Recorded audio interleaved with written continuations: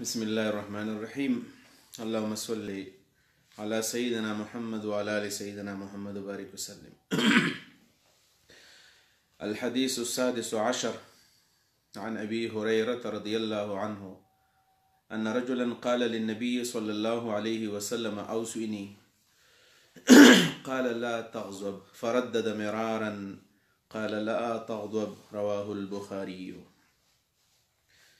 دا حدیث شپاړسم نمبر حدیث تے دا حضرت سیدنا ابو هريره رضی اللہ تعالی عنہ. حضرت ابو هريره رضی اللہ تعالی عنہ دا نبی علیہ الصلوۃ والسلام نے په دې حدیث کې کوم خبر بنیادی ذکر کوي اغدا دا فرمای ان رجلا چې یو سړی دا سړی څوک دا د نوم نه دی معلوم او په صحابه کرامو کې چې کله د یو سړی تذکره وشي او دا غ نوم ذکر نشي نو عام طور باندې په احادیثو کې چې کله د چا نوم ذکر نشي نو هغه ته مجهول وي او د هغې راوي مجهولیت او د حدیث صحت ته نقصان رسي، حدیث کمزوری ګرځي. خو که دا په صحابو کې ویلی شي چې یو سړی وي یوه ښځه وه نو دا د حدیث صحت ته نقصان نه رسي، بیا هم حدیث صحیح وي. ځکه صحابه کرام ټول عادلانو، هغوی دروغ نه ویل. د نبي علیه صلات وسلام احادیث یې په هغه طریقه موږ ته رارسولی دي، په کومه طریقې چې د الله د رسول نه اورېدلې دي. نو یو سړی که هر څوک دی خو قال للنبي صلی الله علیه وسلم نبی علیه صلات وسلام ته یې وویلو اوصني ما ته وصیت وکړه. یو سړی او راغی نبی علیه صلات وسلام ته ویل ما ته وصیت وکړه. د سړي نوم معلوم نه دی، اگر چې علماو ډېر لوی بحث کړی دی، ځان یې ستړی کړی دی محدثینو چې د دې سړي نوم معلوم کړي، خو معلوم شوی نه دی. خو نبی علیه صلات وسلام ته ویل چې ما ته وصیت وکړه. څنګه وصیت وکړه؟ لکه څنګه چې پلار خپلو بچو ته کوي، مشر خپلو کشرانو ته کوي، استاد خپل شاګرد ته کوي. نو ته زموږ ژوند کې استاد یې، د الله رسول د ټولو صحابو استاد و، نو موږ ته وصیت وکړه، یو بهترین وصیت چې زموږ په ژوند کې په کار باندې راشي، دنیا کې هم په کار باندې راشي او آخرت کې هم په کار باندې راشي. او وصیت یو ضروري شی دی. په کار دی چې هر استاد خپلو شاګردانو ته، والدین خپلو بچو ته وصیتونه وکړي. دا وصیت هغه وصیتونه دي چې دا په ژوند کې مو وکړي چې بچیانو دا د کارونه کوئ او دا مه کوئ، او د مرګ نه وروسته یې ورته وکړي چې زما نه پس به تاسو په دین باندې قایمئ. ګورئ دین پرېږدئ چېرته، دیندارو خلکو ملګرتیا چېرته پرېنږدوئ، دا معنا ده. نو قال نبی علیه السلام ورته لا تغضب، مه غوسه کېږه. نبی علیه صلات وسلام ورته ویلو چې ستا وصیت دا دی چې ته غوسه پرېږدوه، یعنې لا یقع منک الغضب، غضب دې ستا نه واقع نه شي، غوسه دې ستا نه واقع نه شي، دا معنا ده. لا تغضب، ما غوسه کېږه، غضب مه کوه، غوسې مه کوه. او دا په اصل کې ترمذي کې یو حدیث دی چې رسول الله صلی الله علیه وسلم فرمایي چې غضب چې دی جمرة یلقیها الشیطان فی قلب ابن آدم نو فیغلی القلب، دا یو سکروټه د شیطان دی ابن آدم او د بني آدم په زړه کې ورواچي او دا زړه داسې جوشي او خوټکوي بیا د غوسه، دا اسکروټه ده چې دا شیطان وراچي. دا د نبی علیه صلات وسلام ورکوټه شان حدیث دی. ابو هريره فرمایي نبی علیه السلام ته سړی وایي ما ته وصیت وکړه، نبی علیه السلام مه غوسه کېږه. فردد مرارا، بار بار دا سوال وکړو، فردد دوباره یې وکړه دا سوال، مرارا بار بار، یا رسول الله اوصني، رسول الله ورته لا تغضب، یا رسول الله اوصني قال لا تغضب، یا رسول الله اوصني قال لا تغضب، مه غوسه کېږه، غوسې پرېږدوه، غوسې پرېږدوه. رواه البخاري، حدیث بخاري نقل کړی. د دې حدیث دو مطلب کېدی شي. یو مطلب دا دی چې لا تغضب معنا لا یقع منک الغضب، ستانه دی غوسه ډو سرزد نشي، تا ډو غوسه دی نشي، یعنې غوسې مه کوه، بالکل غوسه کېږه مه. یو دا معنا ده. په دې معنا باندې اشکال لازي چې غوسه خو سړی نه چاهتې هو یې غوسه کوي، یعنې سړی غلط کار کله وویني خامخا به غوسه ورځي، یا د چا سره څوک زیاتی وکړي خامخا به غوسه ورځي. دا غوسه خو فطري شی دی، دا خو نیچرلی د انسان په بدن کې پروت دی. یعنی انسان نہ چاہتے ہوئے بھی غصہ ہو سکتا ہے، غصہ کر سکتا ہے اور کرتے بھی ہے انسان. رسول اللہ صلی اللہ علیہ وسلم نے صحابی کو فرمایا، کہا کہ آپ غصہ نہ کرے، غصہ مہ کوا. غصہ خو بخامخ کیږي، دا خو تکلیف ما لا یطاق دی، لا یکلف الله نفسا الا وسعها. انسان الله دومره تکلیف ورکوي څومره چې د هغه طاقت وي، نو غصه خو د چا په کنټرول کې نه وي. په دې وجه باندې خو چې څوک په غوسه کې ښځې له طلاق ورکړي حدیث کې راځي چې د غوسې طلاق نه واقع کېږي، د غوسې طلاق نه واقع کېږي. نو دا معنی نه ده. دویم نمبر دې معنی سره لا تغضب معنا لا تنفذ الغضب، چې غوسه در درشي نو په چا باندې وباسم، دا ډېر ښکلې معنی ده. لا تغضب، په چا غوسه مه سړوه. غوسه در درغله، غیظ در درغې، غوسه در درغله، دا وسکه. په قرآن کریم کې د مسلمان شان راغلی دی والکاظمین الغیظ، غصہ سکون کی. وہ مسلمان جو غصے کو پینے والے ہیں، غصہ سکی، غصہ سړی، دا د مسلمان صفت دی او د مسلمان شان دی او دا ډېر بهادر انسان شاندار دی د خپل غصه کنټرول کوي. غصه به خامخ ورځي، بعضې خلک وایي غصه خو بې غیرته له نه ورځي، غصه به خامخ انسان له ورځي، انسان به غصه به نه ورځي. الله رب العالمین په انسان کې دوه قسمه ابیلیټیز او استعدادونه اچولي دي. یو استعداد هغه دی د خیر، یو دی د شر.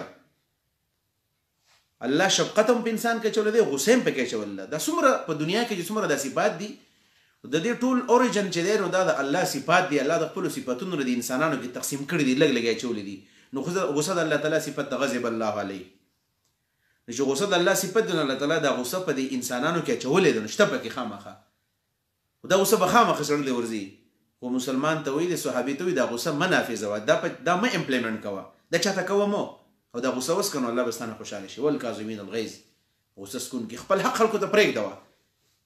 حدیث مبارک کې راځي د قیامت ورځ به الله تعالی آواز وکړي این الذین، خلک کم دی چې په الله باندې حقوق دي چې الله یې وله ورکړي، څوک به نشي پاسېدی. الله تعالی وایي هغه خلک، فرشتې وایي هغه خلک چې هغوی خلکو ته خپل حق پرېښی دی، مطلب ته کنځلې کړي ده او د بیرته کنځل نه دي کړي، د ته غوسه کړله ده ورته بیرته غوسه نه ده کړې. دا ډېرې خبر راځي که نه، په لاره باندې کله کله سړی رواني، په دې کې یو ډرایور اوورټیک وکړي، په ده باندې دله قار ورشي، دا پسې ګاډی تیز کړي، مه تیزوه، اوس دغه ځای کې ستا جانې ده بس کېږي به، ده به کار و، ایمرجنسي به و، هسپتال ته به روان و، امتحان به و، ټسټ به و، چېرته ډیوټۍ له به روان و، آفس ټایم به و، پرېږده وه، ښه توجیه د هغې وکړه.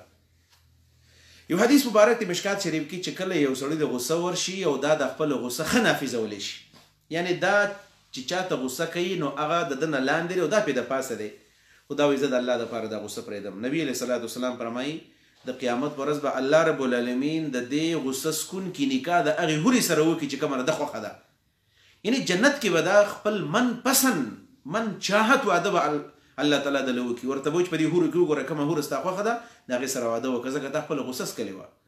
الله دې موږ ته معاف کړي، کومې غصې چې موږ کړي دي موږ نافظې کړي. انشاءالله نن نفس به گزاره کوو موږ غصه به راځي، خدا بس کو په دې باندې نبي علیه صلات وسلام الله تعالی خوشحالېږي. لہذا لا تغضب دا معنا ده چې ته خپله غصه مه نافظوه. نور طبعي غصه خو به خامخا راځي، طبعي غصه د دې کنټرول کول ډېر ګران کار دی، خو چې کله سړی د دې کنټرول وکړي نو الله تعالی د ده نه بیا ډېر زیات خوشحاله شي.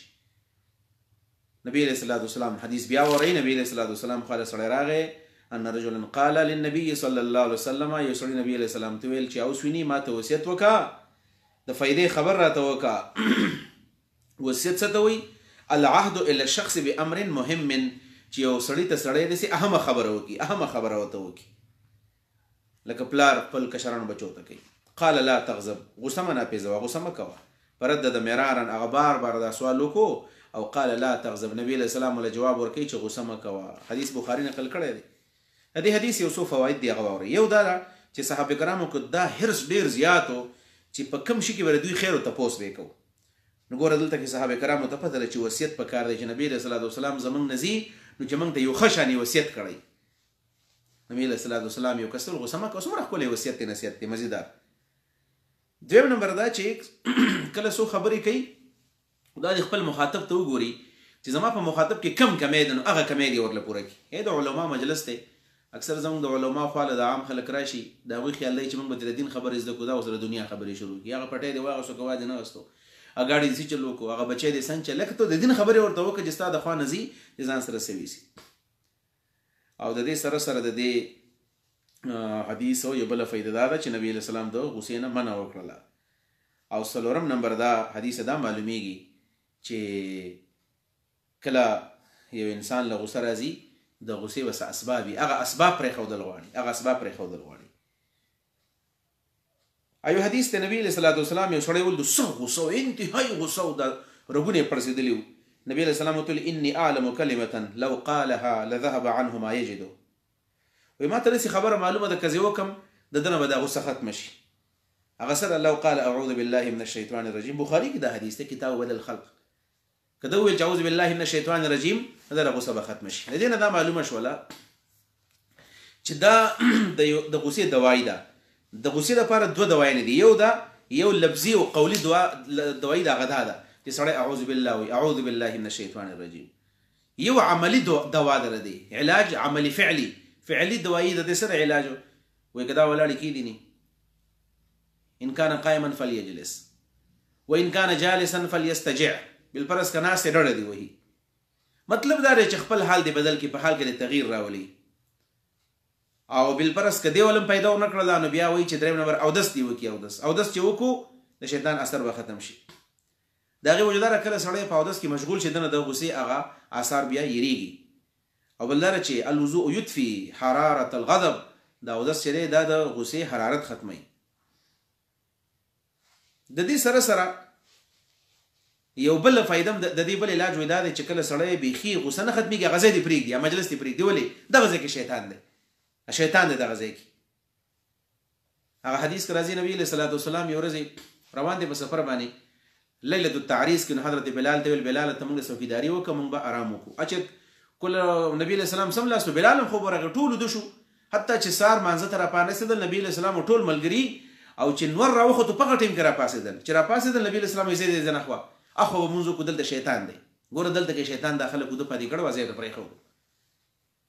او د دې حدیث یو بله فایده ده چې انسان کې ښکلي اخلاقو ترویج ملاویږي، موټیویشن ترغیب ورکولی کېږي چې ښه اخلاق په ځان کې پیدا کوي او د غلطو اخلاقو نه ځان وساتي. محاسن الاخلاق په ځان کې پیدا کول پکار دي، مساوي الاخلاق بیکار اخلاقو نه ځان ساتل پکار دي. الله رب العالمین دې زمونږ ایمانونه سالم کړي او الله رب العالمین دې موږ په دین باندې پوه کړي، په دین موږ ته عمل کول آسان کړي او الله دې موږ ته د دین د عمل کولو توفیق راکړي. واخر دعوانا ان الحمد لله رب العالمین.